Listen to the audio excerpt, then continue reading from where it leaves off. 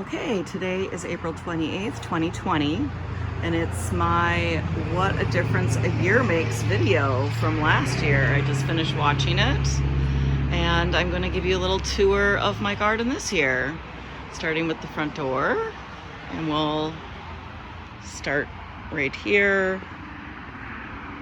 in the front garden. So I've done some things different. I got some new trellises for my clematis to live on permanently. And this is my white, yellow, purple bed.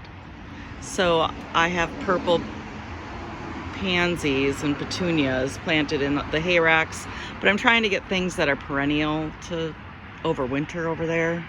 So not something else I did differently is I did not cut my banana down. So we have so much growth by the same time this year, and something fun happening. If I can get up close, the banana is blooming. So it's going to produce some little bananas. Let me see if I can get back there so you can see the bananas. See the bananas behind the flowers? So this is a fun little experiment. It's exciting. Just remulched. It always makes a difference. And cast iron plant loves moist, shady areas that receive probably 4 or 5 hours of sun a day.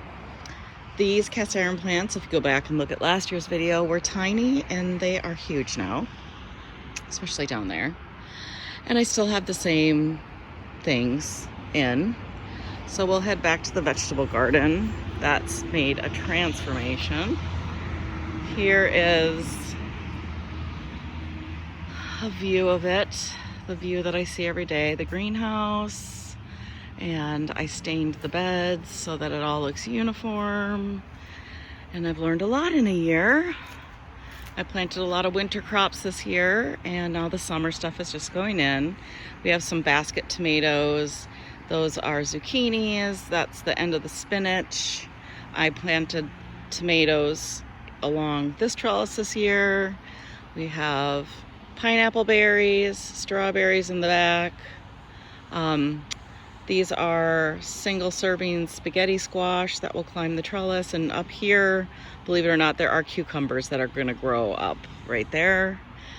Elephant garlic went in the fall, so that will be harvested pretty soon. This is my second slot of kale. The winter kale used to be here. I harvested it and planted some more little tomatoes.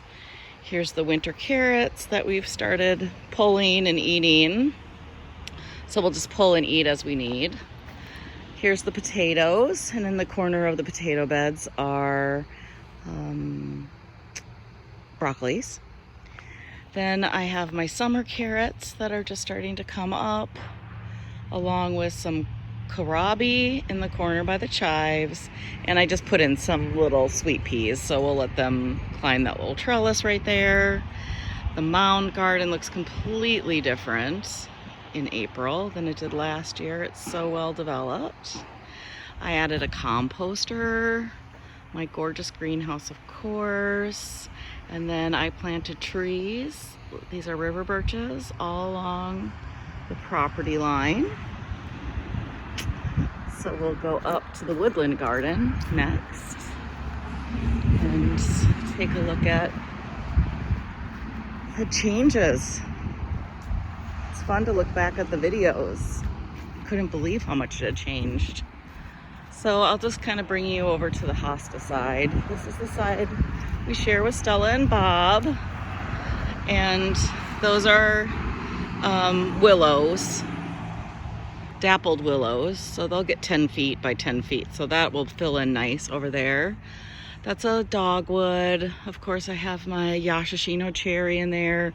Many Japanese maples, but mostly Hosta over on this side. The Variegated Liripe is just coming up.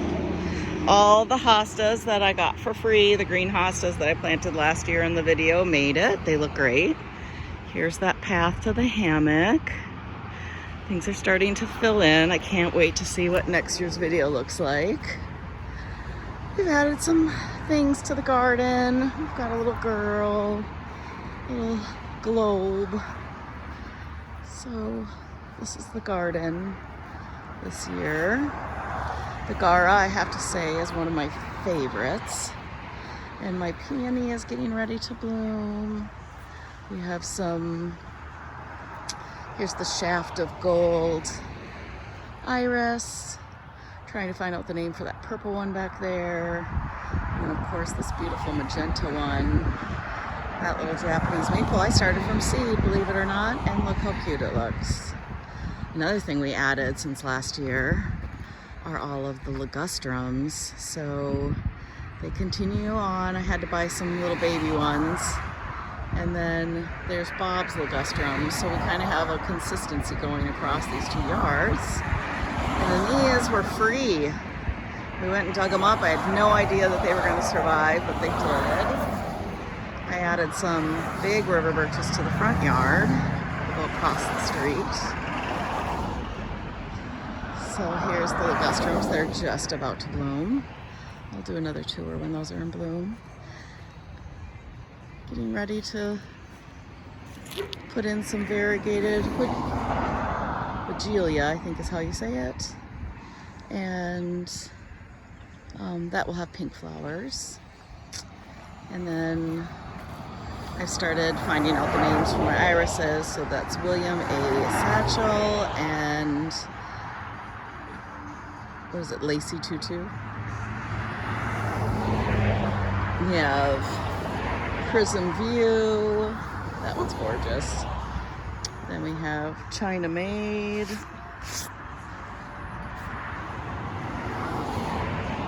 I have the name of the yellow one. I have 2 chunks of it, so we'll find out when we get down there. There's still ones that haven't bloomed, so I haven't been able to find out their names yet. This one is Alaska Moon.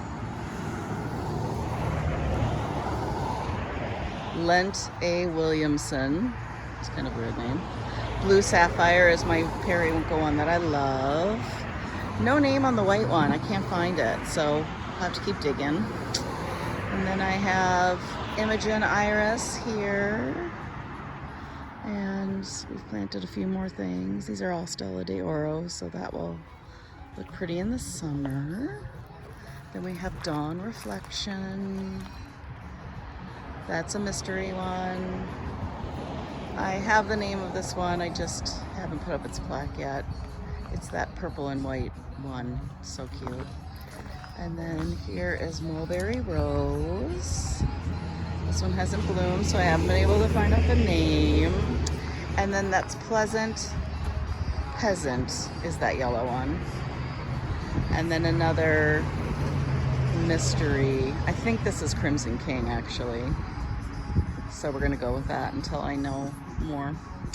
And then I got this adorable concrete basket that's gonna have flowers in it this year.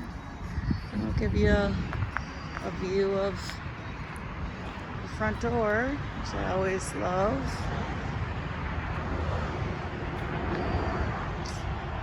Every year. So I did hostas. We are in quarantine this year because of COVID-19. So I kind of had to just shop in my yard to do all of my pots and plantings. And I think these hostas are a win. All right, until next year.